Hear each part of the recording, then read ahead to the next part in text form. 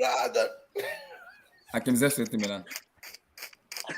If this guy goes to Milan, Abdullahi, right? Yep. That means that Rafael Leao is going to probably jump and leave. You guys are killing me, man. Yeah, Rafael Leao plays on the other side of the attack. He's on the team. The reason why they are buying, because I'm also a Milan fan, the reason why they are buying Hakim Ziyech is they don't have a right winger who cuts in the left, right? They have a left winger who cuts in the right. That's Leao. So that balances up their winger. So they'll play. I think they'll play Origi, Ziyech, and Leao. Okay. Yeah. Okay. So Tosin Hakim Ziyech. I call him my baby. I like this guy. When I watched him play for Ajax, the guy was a baller. No. This guy's better than Sterling now. Head and shoulders. Oh my goodness. I don't want to put in the argument. I don't know about that. I don't know about that. No, it's better than Sterling now. Come on, ball control. I don't know about that. Let me hear Tosin, guys. Let me hear Tosin. Look, man, I don't really have much to say, to be honest. Like, Ziyech is a good player, You know, Milan getting him is, I mean, that's a decent signing for Milan. You know, that's what they do. They get Premier League rejects. So I don't know, man. Like it doesn't move the needle. I'm sorry. Ultimately, this move doesn't move the needle. So it doesn't make us worse. Does it make Chelsea worse? Mm-hmm. He's replaceable. He sits on He's the more than bench anyway. replaceable. Yeah, so, like he's replaceable. Okay. Damn. Okay. Blue Eyes, Hakim Ziyech to AC Milan. I wish him all the best. I think he will fit. You know, when you're when you're in a science class and you get moved to home economics, you notice that your grades improve. So hopefully, when he goes to home economics and agricultural sciences, he'll be able to step up his game. I really expected a lot more from him at Chelsea, but I'm not sure what happened. They say he can't play in a back three. Can't play in the back thing. Yeah, we always have to play a back four for him to succeed. But I find what killed his game is he's got no mobility. He's a guy that needs to stand and find a pass, and there's no time in the Yeah, EPL for you. he can't dribble. Yeah, You can do that in Serie A. Yeah, there's no time for you to find that pass in the EPL. If you want to find your pass, you have to be able to be mobile so that you can at least conceal your ball when you want to find Yeah, the he pass. can't create time and space for himself. Yeah, something like thank you. That's exactly it. Yeah. So I saw it from day one, from numero uno, and that's when I'm like, okay, no, he's not for us. So I think a move to Serie A will be fantastic for him. Is it a loan or like a 5 million loan with option? But Chelsea said he has to be obligation before they can allow him to leave. Oh, for real? Okay. Yeah, so they are putting AC Milan must is a must. They have to buy him. AC Milan said no, they want option, but Chelsea said no, obligation. So he, Giroud, Tomori, wow. Origi is there too. Origi. Wow, it's a reunion, man. No, I wish him the best, man. I wish him the best, but there's no room in Chelsea right now for him. Unfortunately, there's no room. There's no room, man. We're trying to improve our attacking three, and he doesn't give us options. He doesn't give us headaches. Yeah. You need somebody to give us headaches when it comes to selecting, and he doesn't give us any headache. It's so easy to leave him on the bench. Yeah. So I wish him all the best, and yeah, we move. Vilton, Hakim Ziyech to AC Milan. I mean, I've talked about him before. I've always said Hakim Ziyech is. I don't know if you guys ever play FIFA, but when you play FIFA with that player that runs down the wing, cut inside, finesse with R1 or L1, whatever you guys play him, that's what he is. I mean, he's a cut inside finesse merchant with his left foot, which is fantastic. He was amazing on their ice. I'm not going to deny that. 18, 19, even the season prior to that, he was amazing. And I remember that crazy corner kick goal he scored against Chelsea, I believe. Yeah. Yeah, so this guy's a very good whip with his left foot. His curl is insane, but I mean, there's nothing much to say. It's a loan move to AC Milan, which is good. I guess Tubby's already clearing house because now who's gonna be your replacement on the right wing then? Now we shall see. We shall see. Maybe. Us. I don't want to do him. Just wait. Does them? I mean, he might go to PSG. Man, because Abdullah, we Close pulling up. promised me Abdullah, we PSG. pulling up. We'll see, man. We'll see. We'll see. Pogba is either not pulling up, man. We'll see. I will zip my mouth. We'll see. We'll see. But yeah, man, good luck to him. Hopefully, it works out. I think it's a good move for him because if it goes there, I'll be intrigued to watch how the series is gonna be looking. You're gonna be shaping Paulo Dybala, Lautaro Martinez, Lukaku in Inter Milan, Hakim Ziyech, Origi and Co in AC. Look, Pogba, West Ham, Denis Zakaria, Timo Werner, and Vlahovic in Juventus. Okay. And if his ears pop off, I'm sorry, man. Chelsea, you guys just ruin attackers, man. It will pop off in AC Milan because that's the league it should be playing. That's the league that fit Hakim Ziyech. Slow league with his way to whipping up the balls and his creativity. That's Serie A for you. It will pop up in Serie A, and you will see. I just feel like Chelsea are cursed, though, man. It will don't you think it's something with Chelsea too, man? You guys ruin attackers. Fair enough. Emmy, Hakim Ziyech, AC Milan. Oh man, the wizard, man, the wizard. He couldn't bring out the heart in London. I don't know if they sold the right heart sizes for him in London, but he's a talent, and if used in the right, in the right system and right way to play, I think he's going to play very well in AC Milan. They'll play to his strengths. They get the ball up early for Leao. So now Leao will be on the left, he'll be on the right, and they get the ball up to those guys on time to create, for their striker and their running midfielders. So I think he'll see more combinations. That's something that he did not see at Chelsea. The reason why, because we play with wing back, because when he gets the ball up, he needs that midfielder to combine with to get into the final third, right? Unfortunately, we before the wing backs get up the pitch, or even release the ball up to him, the opposition has already closed up space. So at Milan, he's going to see a lot of very good. He's going to those long passes that we see him do when he cuts to his left and with the ball. He's gonna be doing that a lot with Theo Fernandez on the other side, right? Hernandez, and they don't even have a left winger. They don't even have a right winger. Sorry. No, that's why they're buying him. He fits like a glove in AC Milan, right? So he just goes in there and he starts, right? They don't have Milan will be a nice hipster team, to watch. Yeah, they have Salemaker. It will be interesting to see Milan in the Champions League next season too. Yeah, I'm willing. I'm gonna be keeping my second team in Serie A. That's the team I want to watch in Serie A. I've always been a Milan fan since I was a boy. So I want to see how they're gonna. I want to see Origi, Giroud, Rafael, Hakim Ziyech, and co into the team. Yeah, I think among the Rossoneri, I think this is the team that Maldini has built, and a lot more people are very enthusiastic about this team. The last time they were really enthusiastic was in 2011 team, but this team, they're actually looking out for this team now because it has a bunch of young players and inexperienced players are merged together, and from the goalkeeper to through the defense where you have Kalulu and Timori. Then you have Hernandez running that left side with Leao. Now they have someone that can switch play very quickly in Ziyech and get those guys to overload the other side of the field, right? And they'll get goals from there. So it's going to be good. Ziyech, I wish him all the best. Unfortunately, he worked for him at Chelsea, but I see him getting his assist now at this Milan team. I would not be surprised if he wins the player of the season for them. I don't know if he will get to that far, but I know they would really. Andre Onana is in AC Milan. He's in Inter Milan. Yeah, he's in Inter. Yeah, so we have to go. Wait, who? Andre Onana. Andre Onana. Oh, wait, the guy from Lille. No, the guy from Ajax. The Ajax goalkeeper. Yeah, the Cameroonian. It's gonna be. No, that's a L for Inter. Yeah. I'm sorry. Yeah, so we have two big black goalkeepers now. We have two black keepers in Milan. Milan. Mayan is way better than. Yeah, things that we never saw we ever see. Not good.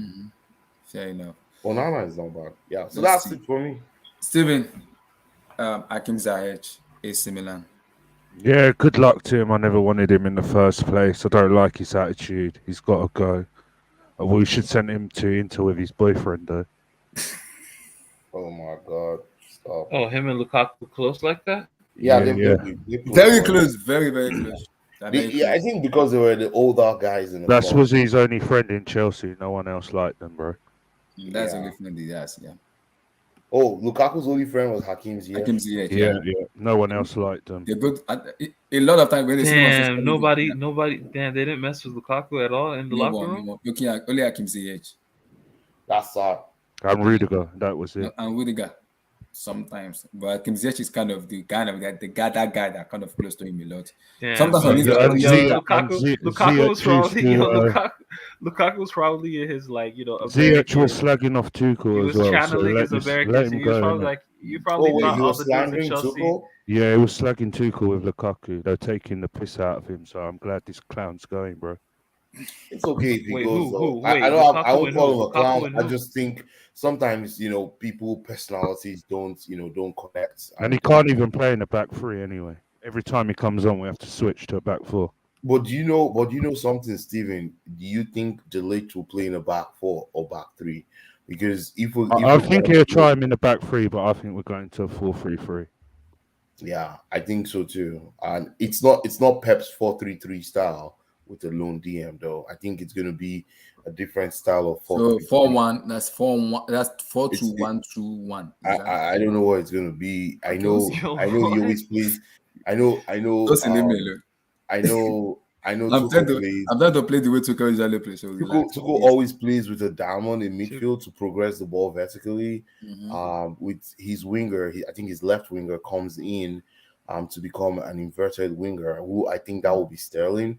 Although I wish that was Nkunku, because I think Nkunku would have fit the bill very easily to be able to progress that ball. But that's fine. We get Sterling, who will be that player that actually comes in to be that quartet with I think Mount, Kova, and Jorginho. I think that's not bad to be able to get that ball upfield. But it's going to be interesting. The dynamics of this team that they're building up in Chelsea. Yeah, I mean, the funny thing is that people think that Guardiola and even Klopp play 4-3-3. They don't really play 4-3-3. No, they play 3 at the back too. Correct. But it's just that they play differently. So what City do is they play what I call a 3-box-3. And so what happens? They play a 3-2-2-3. So at any point in time, there's always a box in the middle. Either it's Bernardo and Rodri, Kuno and Rodri, Kelvn. Everybody plays with that box. Every team. Yeah, a lot of players play with the box. Yeah. Yeah, every top team plays with a box in the middle. The box, yeah. You can't. So that's why when Tosin came in here and said his new coach is going to play 4-4-2, I just started laughing because you can't play how are you going to get that box? Because you get overloaded in our midfield easily. Yeah, but it's either going to be 4-4-2 or 3-5-2. 3-5-2. Christopher Gautier, yeah. Yeah, because if you look at Ancelotti last season, how he won the Champions League, his box was very unique, right? He had Valverde, he had Casemiro, Modric, and he had what's the other guy, Cruz. And when Cruz started, he brings in Camavinga and flips that box a bit. Man, Ancelotti, man, he's the greatest of all time. One day I think we should talk about Ancelotti. He's the greatest of all time. Like I would concur. I would agree with that. He is. Tosin. Who else do you want to call? I can't think of anyone. Well, I'll take his mentor in Arrigo Sacchi, maybe because of the 90s. Let me ask you this, Emmy. How can we say a manager is the greatest of all time, but when there's two different assets of football, there's club and there's international? What about a manager that's won the World Cup, the Champions League, the Euro, all that? I think he's referring to club. There's no coach that's won the World Cup, the Champions League. Who? No, Beckenbauer. He won the European Cup and the World Cup with Germany. The European. That's a long. No, but that's what I'm saying. Del Bosque won 2 Champions League with Real Madrid. He won Spain their first World Cup ever, and he won the Euro with them. That's why I'm saying it's so hard to say who the greatest manager was. Del Bosque. He won 2 Champions League. He won the World Cup. He won Spain's first World Cup ever, and he helped them win the. Everybody said, "Amy, relax." See, it's the way Ancelotti has done it, though. But if people say Ferguson, for example, in unprecedented way. Most neutral, right? They would say Alex Ferguson, and I can understand that. Alex Ferguson. Listen. 27 years or 25 years, 2 Champions League. No, you can't use that logic, bro. You can't just she said 2 Champions League and 2, bro, because Champions League doesn't grow on trees. Like I blame Real Madrid for this, bro. We made the Champions League look easy to win, but it doesn't grow on trees. It's a hard competition to win. Hence why PSG, City are struggling to win. It's a hard competition in general to win it. But the way let's look at longevity in this tournament. But I get that. Successful now, right? I get that. I want to say he's the greatest too, but I'm saying I see why people say Pep. I see why people say Fergie. I see why people will bring Mourinho. People will bring Conte, Lippi, and so on.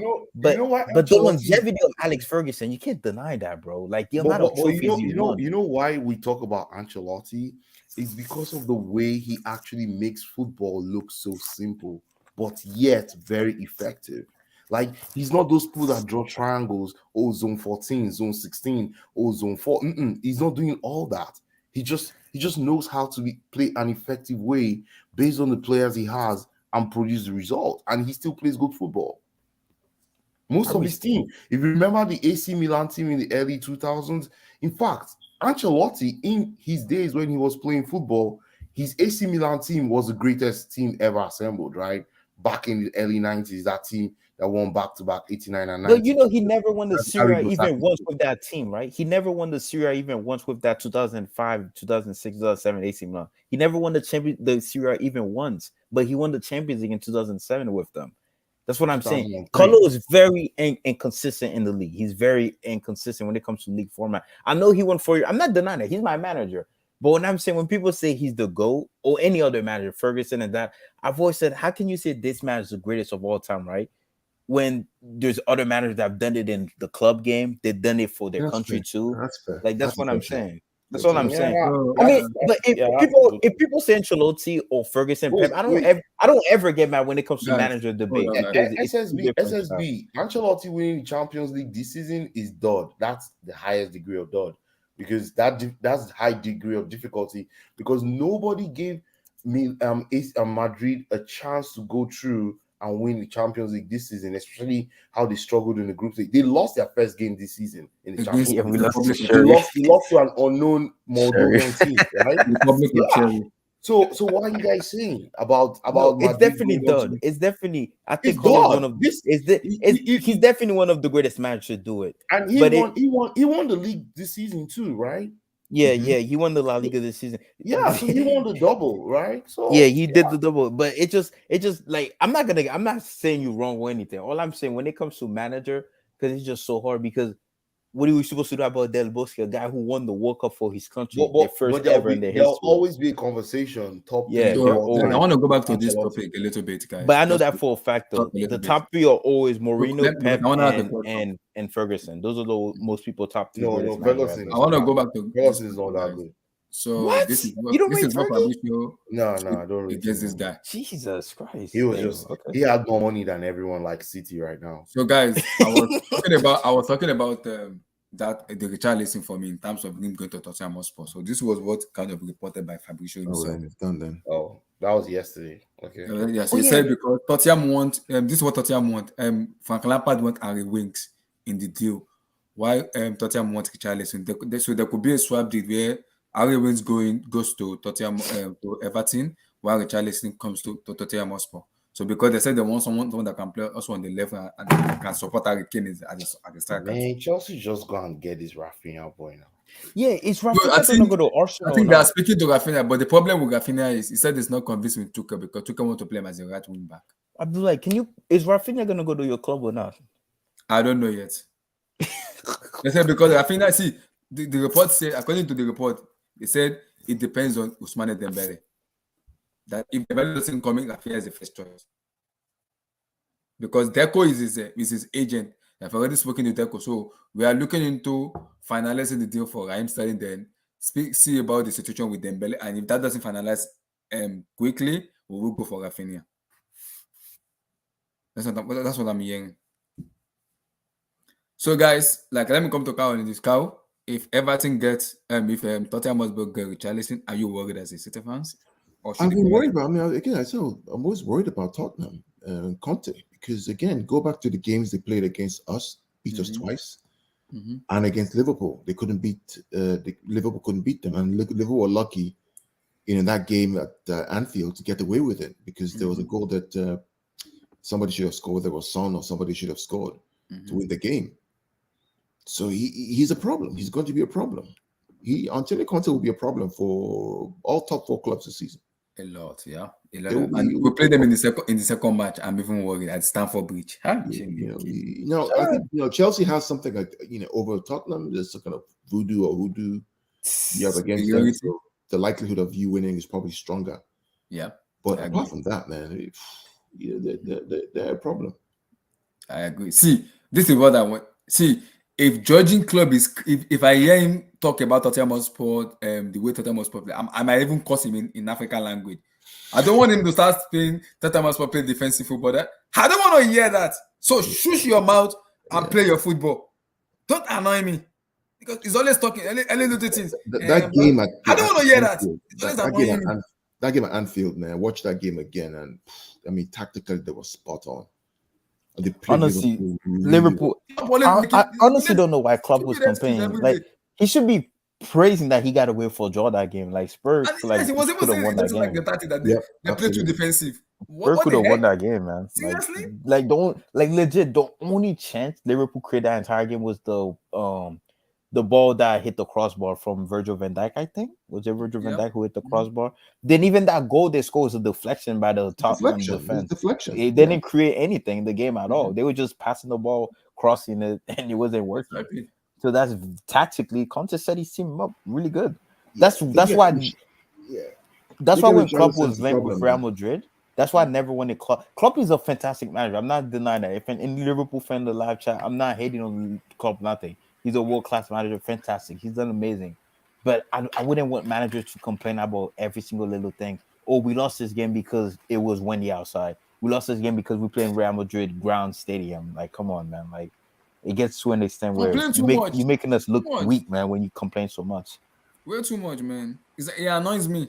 But I get why he does it. When he does it, it takes pressure off the players because you don't hear the media criticize Liverpool players as much. If a manager feels me, you can only take responsibility. Why are you criticizing the other team and the way they play? No, that's why I said that. Because since he does that, it takes pressure away from the player. They're gonna. What the media is this sarcastic and being stupid as a manager? No, the media will talk more about Klopp instead of like the individual players that made the mistake. Now you come out and say, "Is this my fault? It is because of the way we play. I can understand that." But why are you criticizing other team the way they play football? It doesn't make any sense. Criticizing the way they play, being defensive. He's who he is, man. He's still a fantastic manager. I just don't like the complaining. That's all I don't like about Klopp. Too much, honestly. Man. He does that a lot. But yeah, man. Hopefully Rafinha, man. I really hope he goes to. I just hope he goes. I think honestly, the Champions League team. Arsenal leading the chase for him. I was gonna say Chelsea, but Tosin, but we can't have this guy be ruined before the World Cup, man. Like we need Rafinha. If Rafinha is not at least on 8 out of 10 for the World Cup, Brazil are not winning this World Cup, man.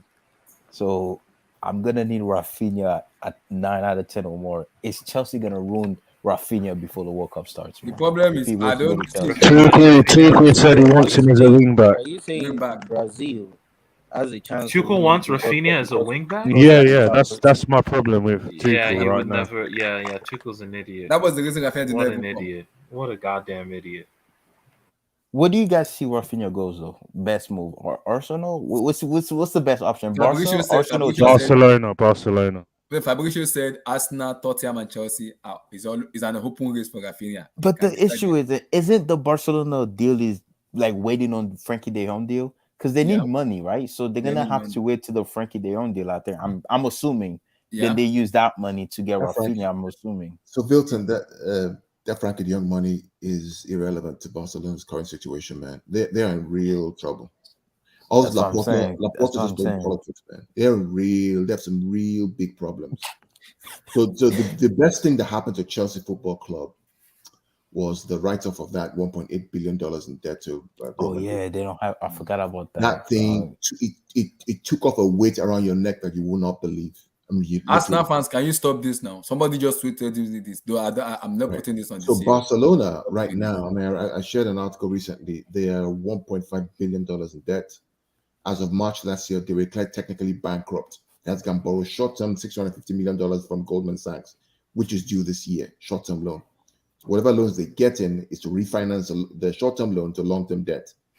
In order for them to buy any player, they have to generate 4 times the income. So if they want to buy, this is what Fabrizio said.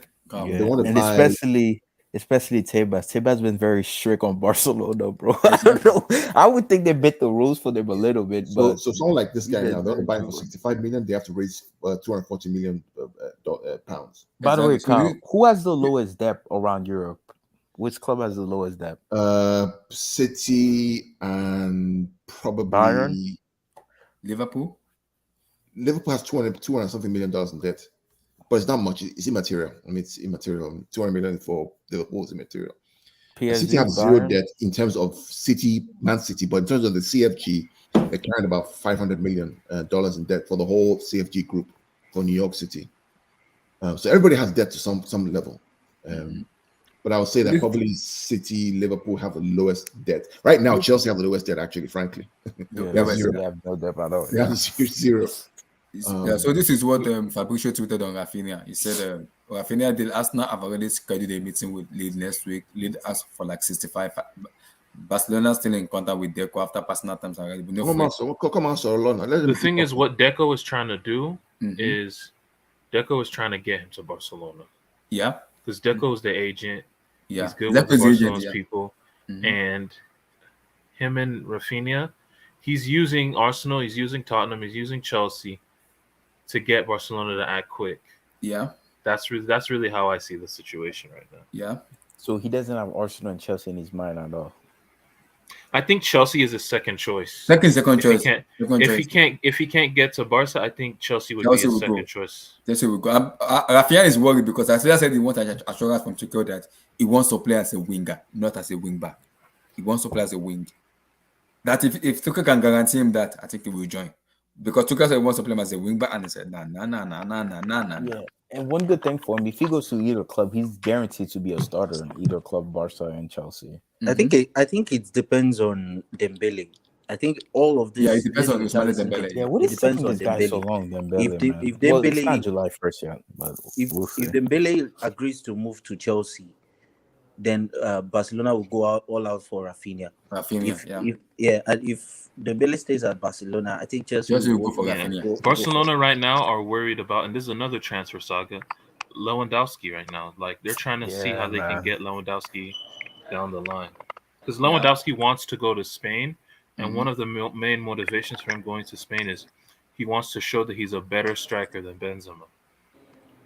Wow. So, hey, we'll see what he does, man. We'll see what he does. So, Barcelona, they'll get Rafinha. They'll look at Rafinha like down the line. I think they'll try get him in August or something. Let's see. Yeah, So I don't want to see that. I don't want to see him talking back. I beg. I do not want to see him talking. When does the transfer window close? September the 1st. September the 1st. Yeah, September 1.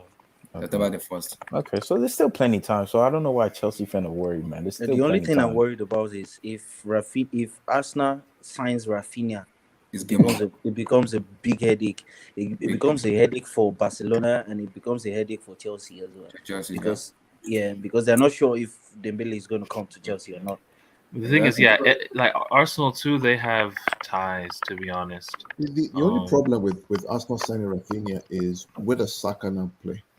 Move him to the left. Saka has 1 year left or so. I think it's because of European football and the fact they're going to be playing a lot of games, and there's 5 substitutions to be made. So they want to keep the level. So if Martinelli is not playing, Saka has played everywhere at Arsenal. He can play anywhere. He has actually played as a left wing back or left back, right wing, left wing. Yeah. So Rafinha can actually do a similar thing as well. So I think it's a win-win. I think Rafinha will be really good. It would actually be now the pressure is on Arteta now because Arteta has the excuse to finish 5th or 6th or 7th anymore. Yeah, and not win the trophy. If he doesn't, they will go for him. At least win an FA Cup or something, or even the Europa League. They've given him so much backing. Or even the Europa League too, honestly. Yeah.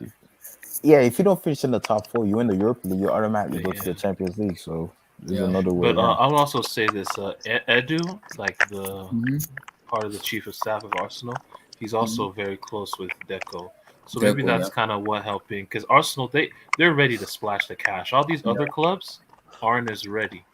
I think some of them they're waiting for the end of the fiscal year, which is this coming Friday, Yeah, so I think that's what that is mostly. But Arsenal are just ready right now. You know what I mean? Like they're, they have a margin to spend, so which is crazy. I think exactly. United won more than 65. They won more than 65 though. That's where the problem. They won more than 65. They won, I think, 70 something for him.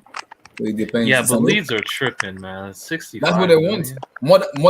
Even more than that, plus add-ons. He's worth it though. Even 65 is not. Yeah, 65 is too much, man. Like I say, he's max 50. Yeah, 50. No. So what do you think? Players are overpriced, man. Players are way too overpriced. Because of the market. What's Anthony's worth? Anthony's worth like 40. 45, 40. Yeah. 40. What's his price tag? I think it's about. I think Ajax like 67. That's right. Wait, I thought Ajax didn't want to sell their players. I thought they didn't want to sell their players. Is that true? Yeah, they don't want to sell anymore. They said because they are losing too many stars. So Even they are Calvin putting. Phillips was supposed to be worth at least 70 million. Yo, that Honestly. Calvin Phillips move. Yo, Carla's always been a fan of Calvin Phillips. Yo, Yeah. oh Because shit. Leeds United, I can assure Yo, everyone, they are getting relegated. There's no way hey they can man, how do survive. you think he's gonna fit in the team, Carl? I think again, I think to the point. I think with Calvin, I think he can double up. He can play instead of Rodri, or play. Rodri can't play all the games this season for sure. He just cannot. There's no way he can do that. So he'll come in for some games when Rodri's not playing. Again, he's because of the number of games we're all going to play. There isn't really going to be like a squad player. It's all one team, different game call for different kind of players. That's what I expect to see. Wait, I also think like Man City, I think they want to move to a 4-2-3-1 because of Haaland. I think they want No, to move to I don't think he's going to do that again. I think he's going to stick with this three box three that he's playing, because with the 3-box-3 you get the protection with two pivots when the fullback inverts into midfield, right? So think about what Cancelo does, right? Cancelo would either invert into midfield, making a 3 and a 2, or Bernardo Silva will drop back into midfield and then Cancelo pushes up. So you always have that 3 and 2 and 3 and 2, that box. So Carl, let me ask you a question now. If you bring in Cucurella now, are you gonna switch the formation like to a 4-2-3-1, or you're still gonna stick to a 4-3-1? No, still Because before Cucurella is 3 good, or but it's 3 boxes. rotation. Wait, Kyle, yeah, is and with Zinchenko leaving? Cucurella, I don't really want Cucurella, to be fair. I just don't. Wow, Pep, you don't want him? Pep rates him very highly though. Pep says he's a I very know good technical player. he's from La Masia, he's from Barcelona, right? So he likes all that kind of stuff. Wait, He's good at Kyle, is Zinchenko leaving? We don't know yet, Yeah, but I won't be surprised if he does leave. Because Kyle Walker, right? Who's your other right back option? Cancelo's Obviously, the right back. Cancelo is the right back too. Cancelo is actually a right back, not a left back. Funny enough. Yeah. So so that'd be Kyle Walker and Cancelo. Then left back would be Cucurella, I'm guessing. But It could be Cucurella. who else and do you have that Zinchenko. can play? Who else? I think he can play left back too. Because I'm looking at your depth. People tend to overrate Manchester City squad depth, because last season this squad depth wasn't as big as people think it was, right? So I'm looking at your options, right? Left back, you have, if you buy the Cucurella from Brighton, and if Zinchenko stay, if Zinchenko stay, that'd be 2 left back, and obviously you have Cancelo and Walker there, because that's what ultimately I think kills y'all against us when Kyle Walker got injured. I mean, to be fair, the squad depth is, because you're gonna lose, especially now if you lose Ryan Sterling too. The thing about it is, the thing about the squad depth is because Erling Haaland is coming, right? It almost creates this multiplier effect where no longer is De Bruyne playing the false 9 or Foden playing the false 9. Yeah, that is true. You have that extra player that you have available to you. Julian Alvarez came in. You know what I'm saying? So it almost solves 2 problems. But you're right. We need to have cover in left and right. You know, Cancelo can deputize for Walker on the left side. If Cucurella doesn't come in and you have Zinchenko, then it's going to be Ake deputizing. But then you have one less centre back to play with. Yeah. Unless you bring in Mbete from the youth academy to deputize. Yeah, honestly, all you guys need is another left back or right back and a center back. Mendy's gone. Mendy's gone. I think Mendy's gone. Yeah. Yeah, Mendy's gone. It's a shame. I think the squad depth thing is actually not that much relevant. Like if you have a fit player, some players can actually go.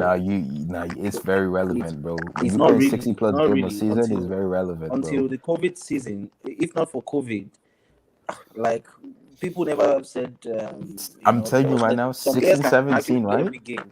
16, 17. If Madrid didn't have, if I'm telling you this right now, came back 16, 17, right? That season, right? If we didn't have squad depth, Barcelona would have won La Liga that season. Like if we didn't have squad depth, legit. Like there's no way we're gonna defend the Champions League title, right? And win La Liga on the same team with that Barcelona team with Messi, Suarez, and Neymar if we didn't have squad depth. Because we had the likes of players like Kovacic, Pepe, Isco, James, and even Morata on the bench.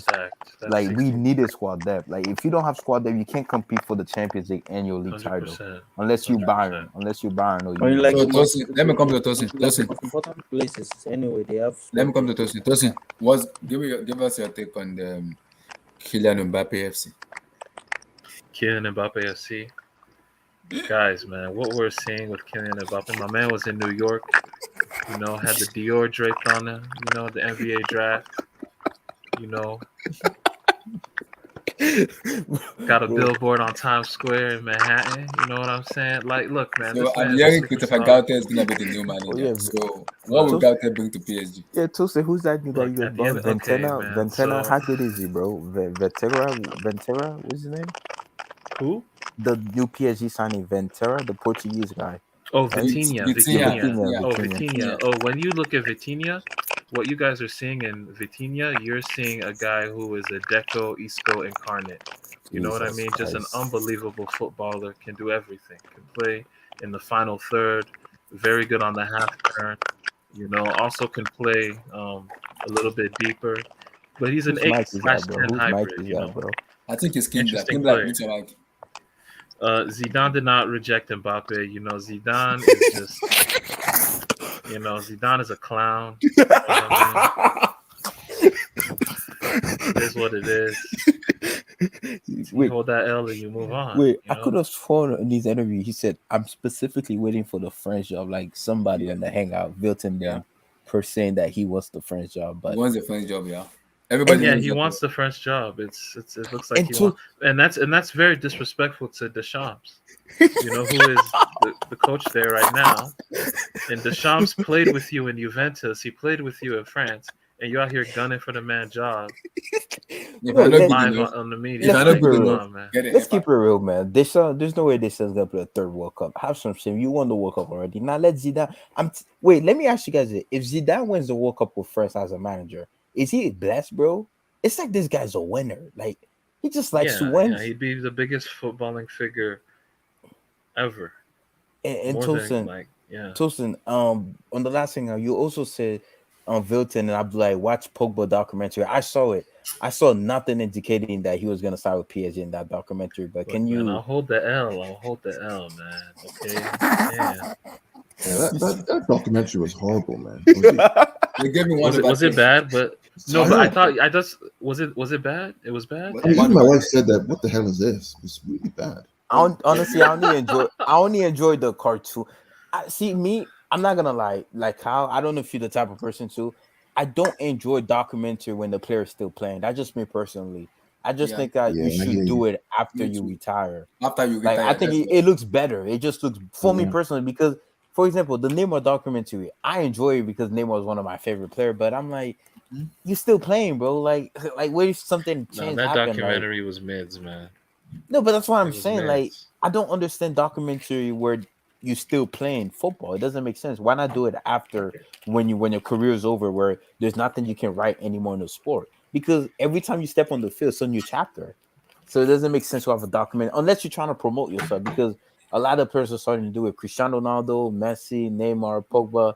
Unless they're just using it as a promotion for their career for the career. after Yeah. the game.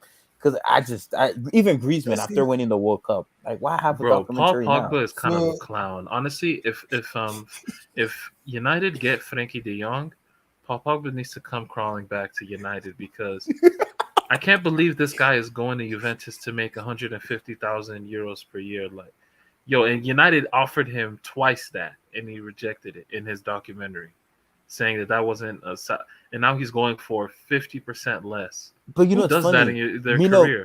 Mino Yola. I Imagine don't. doing that in your You own watched the career. You're like, documentary, oh right? my god. You watched the documentary, right, Chosen? I didn't watch it. Oh, No. but Mino Yola said I want you to join PSG. He said that in the documentary. He said PSG would be the best move for you. But I guess Mino passed away and he just changed his mind afterwards. Or his agent advised him to join Juve. I mean, he's gonna feel the love in Nah, I think Juve. It's Campos. Campos doesn't want. Is that true? He Campos doesn't want doesn't want. Neymar there too. I saw rumors. Is that true? He doesn't want Neymar over there. It's not. It's the Qataris that are kind of fed up with Neymar. But It's I'm sure they will. Mbappe But FC now. but It's Tosin, Mbappe wouldn't now. they want him to stay at least for one more year because of the World Cup is this year in Yeah, Qatar? no, I think he'll look. He has a contract till 2026. 2027. Yeah. 7. No, but like man, That guy Hey, it's extend this is Friday. eating up. Extend it. Is I eating up know their for a fact. wages, man. I saw it on the thing. It says this Friday if he did the contract automatically extends something like that, right? Till 2027. Something like that. yeah. One more year. He's making Right now it's till 2026, but yeah. if he tries to extend it to 2027, we're cooked. because like he's gonna be 35 by then. Hope because the thing with Neymar is like this is something I have to criticize him for. He comes to every season, like the last 3 seasons, in my opinion, he's not been in shape, in footballing shape. Verton was defending him when I was saying he's not a serious player. He's not serious. He's not Wait, you don't think, serious, man. Tosin, you don't think he might be in shape this year because it's a World Cup year? Yeah, like that's why I think this season, like because he ended the season very well. That was like his best stretch, but like just overall, his last two seasons have not been. He has a big tummy now. The player, yeah, it's not been worthy of the player he is. Like you know what I mean? So this season, I just think this is just like a psychological thing from like the owners to just like, yo, get your shit together, man. Like. Yeah, I'm paying you a lot of money. You've been man. terrible, yeah. You're Like the highest terrible paid these player. last 2 seasons. Yeah, exactly. He's still the highest paid player. Like even with Mbappe there. I don't know. It's a World Cup year because he has to get in shape. So I'm sure he would be motivated to get into this season in shape. Well, hopefully no injuries happen. And I've noticed too, he doesn't take that many people on anymore. I think he's afraid he might get injured before the World Cup. You notice that he passed the ball quicker than he usually does because he doesn't show bait as much as he used to anymore. Maybe because of all the injuries, but that's how I want him to play now. Like just tone it down a little bit, and then like don't try to shield the ball a lot. Like every time he tries to shield the ball and players just kick at his legs. Yeah, you're just gonna it's just. So, but yeah, man. So who else you guys gonna sign, man? Because I mean, Pogba's not coming. You definitely needed another midfielder, right? But you said that kid the I don't forget. Renato Sanchez is like what people think N'Golo Kante is. You know, Renato Sanchez is the most dynamic midfielder I've ever seen, man. Like what he can do when he's on his day is unbelievable, man. Like, wait, is it confirmed he's going to PSG? I think so. Yeah, we're getting him for like 20 million euros. Is Kimpembe leaving? Kimpembe, I don't know if Tuchel wants him. Presnel. Oh yeah, your number 9, Tosin. Icardi cannot be your. So why didn't PSG sign Lukaku though? Like you guys need a striker, you know. You guys need a striker. They're trying to win the Champions League. Playing off Mbappe, you know. No. Not Lukaku. How would it work though? We're looking at a striker. We're looking at a Scamacca or Hugo Ekitike, the guy who rejected Newcastle, because I think he's waiting for PSG to come in. But Tosin, even if you did get a striker, would Messi, Neymar, and Mbappe still play at the same time if you were to get number 9? Or yeah, Messi they'll probably the striker will probably be on the bench, first guy off the bench. But you know, if the striker if someone ends up getting benched, who knows? It's gonna be one of Neymar and Messi, depending on who's playing better. I think PSG is going to bench one of them, and one of their fan bases on Twitter is just going to erupt. Like, the only person that's like exempt from anything is Mbappe. Mbappe is he's the head honcho now. So, but let's be real too, though. Messi contract ends next year, right? 2023, right? Yeah, with an option to extend for the year. I don't think he extends. I don't know. Do you think he extends? I don't know. It depends how the season goes. Because let's say Argentina were to get to the World Cup and wins it, I don't think Messi extends. I think Messi comes to MLS what Gabriel did, sign with an LA team or something. I don't know. That's just me speculating. I don't know. But if you're Messi, you win the World Cup of Argentina. What if he doesn't? Which is more likely? I don't see Argentina winning. I don't see Argentina winning either. So I know people are hype. Oh man, Copa America, this, that. This is Messi's last World Cup. This, that, but I don't think they're gonna win it. So, you know, it's crazy. People predicting there's gonna be a semifinal between them two Brazil. I think Argentina loses to Denmark or something in the quarterfinal, and it's gonna be wild. I think that's what's gonna happen. But yeah, back to Messi.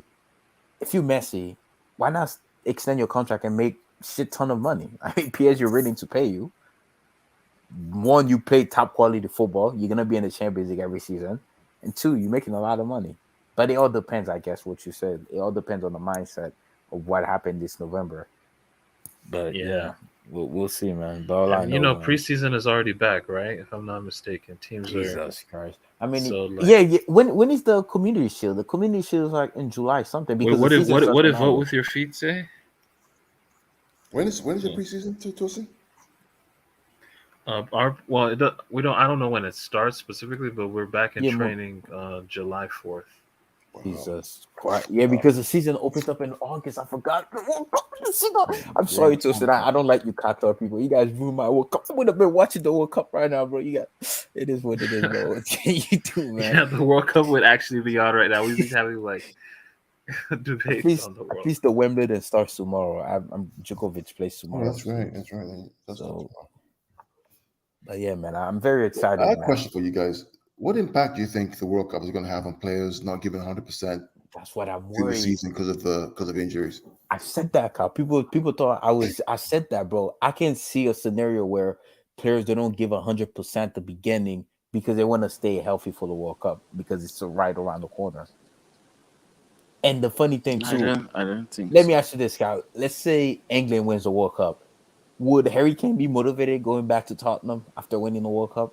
But don't keep in mind the Champions League will be on as well. That's true. I mean, if you let's just do a hypothetical scenario. Players will go all out in the Champions League, well, depending on the game. If you Harry Kane, Mason Mount, Reece James, you just won the World Cup on December 18, then a week later you have to get back to training with Chelsea. Would you be that motivated to win the Champions League when you just won your country's second World Cup? I think they'll be more motivated if they won. Yeah. But if they get knocked out in like semifinals and they're like the superior teams who are supposed to win, they could come back looking dejected, you know. If they get knocked out against maybe a stupid team that they were supposed to win, they could come back like receiving all the hate on the social media and all that, and they could just. That is true. You do have a point because they always said there's always this thing in football: the more you win, the more you want to play. The more trophies you win, you want to play more. So if they won the World Cup, they'll come back firing. But if they don't, you know how it goes with players like Saka stinking it up. So boxing is still gonna be a thing, right? The Prem's still gonna be back on Boxing Day and stuff like that, right? You know what? I have to check the schedule, man. The schedule is so bad. I think so. This season, this season is serious. The schedule is terrible, man. I just looked at the EFL Cup. I think and then there's FA Cup and the Carabao Cup as well. Yeah, Carabao Cup. I think the quarterfinal. Papa Jones Cup. I hate that trophy. The round of 16 game for the EFL Cup is on November. Is it November 15th? Like 15th, yeah. Before the World Cup, it's something ridiculous. I just saw it now. A lot of teams will abolish that cup. Honestly. Okay, so July 31st, City and Liverpool go against each other.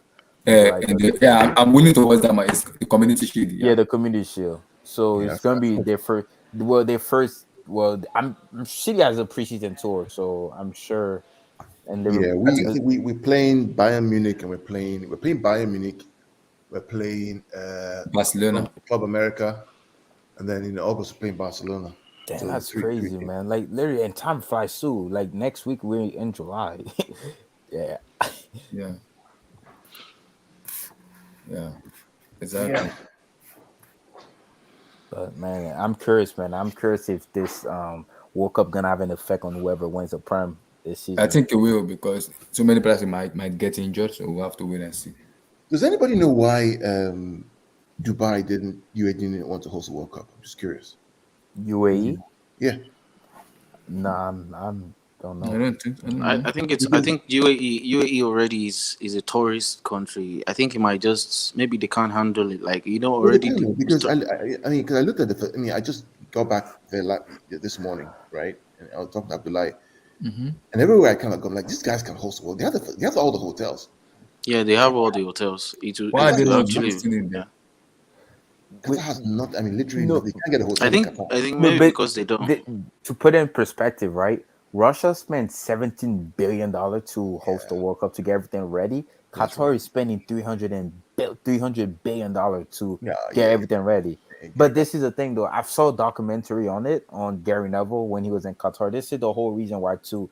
Because the World Cup is such a prestige tournament, right? The whole world's going to be in Qatar. This is they're also using it as an opportunity to bring more tourists in like Dubai does. So more people can go because they say in the next 50 years, the oil that Qatar has, because we're moving into like for example, you see the Tesla. They say maybe in the next 50 years, oil won't be as a popular thing as it is now.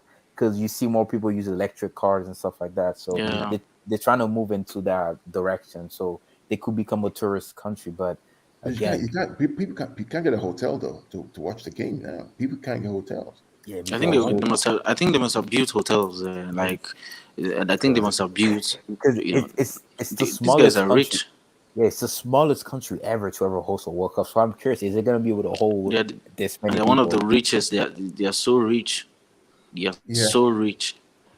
Legit. So Like they new stuff. Like everything is brand new down there. So I'm sure they have to be done now, right? Because the World Cup is right around the corner. I'm sure everything should be ready now. Yep. But it's crazy, man. I was actually surprised to see Qatar host World Cup because they are not a footballing country.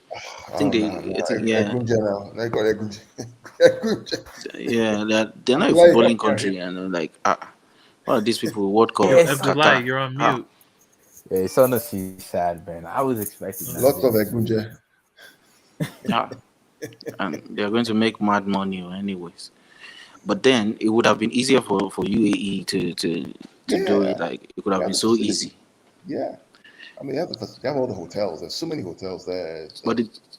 But then they would. I think they have UAE planned already for hotel. You know, like they've planned like 20 years ahead. So they probably have to replan if we're going to do a World Cup. Maybe where the stadiums are going to be built, and it's not a footballing country, so those stadiums will probably be a waste unless they want to continue with football after World Cup. Speaking of World Cups, man, FIFA, if you watch this stream, can you please have the 2026 World Cup final be in New Jersey, please? The MetLife Stadium, please. It's there already now. They've already given it to them. Bro, California already had the final. I wanna see the final near my city, man. I think it's in New York. Is it in New York final? No, they haven't decided yet. It's 3 countries: California, Miami, and New York. Those are they're trying to figure out which one's gonna host it. So, guys, any news that I'm gonna hear, we're gonna talk about the bots. It's been swell. Really appreciate you guys for coming in tonight. Always, man. For the hangout, possibly this coming week. Yeah, relax. For the news coming in maybe this week, we might see Raheem, we might see Us, we might see Rafinha. Might see no one. Might see like, yeah. What if you guys don't? What if you only signed the lit this summer? Not happening. We're going to stage a protest, man. Just say fun. I'm Six signings will come in, bro. Todd B, man. Todd B. Relax. Easy. So is he negotiating all the deals, Todd? No. We're bringing Ronaldo. We're bringing Ronaldo. We don't want Ronaldo, man. Allow that, man. I don't know if you listen to the Gab and Drew podcast. Do you listen to the Gab and Drew podcast? Yeah, Gab and Drew. Yeah, they have a podcast. They have a podcast. Did you listen? Well, the last podcast they were talking about Marina. They say you actually gonna miss her because she's a very respected person in the business. She has a lot of connections. So this is that might be a little bit thing that Chelsea's gonna miss doing transfer deals and stuff like that. You guys don't rate her, but I think this is they didn't say the same thing about Menalo. They're just Sims. They just want some validation. No, there's some validation. I mean, at that level, that you build relationships with other people. So goes with I beg. There are a lot of people with relationships everywhere. If you bring Michael Edwards, he has his own network as well. So but at that level, they all have relationships. But Todd's gonna have to rebuild all those things again. Yep. She's probably performing a lot of fraudulent things that we don't even know about. So there's a reason this guy actually fired her. She wanted to keep Lukaku for another year, man. Look how quick Todd got him out. She'll probably gain from Lukaku, but for extra 1 year. We don't know. We're just here. We're just fans anyway. Yeah, we'll see though. We'll see. The next we're coming to July now. When July comes in, we're gonna be new season. August, boom, the season starts. So we'll see. We'll see though. When the news is gonna come, we're gonna talk about it. Like the You video, got up, Abdullah, man. like the video, subscribe. Thank you, Abdullah. Take care, guys. Peace Bye, out, bye, guys. bye. Peace. Peace. Take care, guys. Yeah.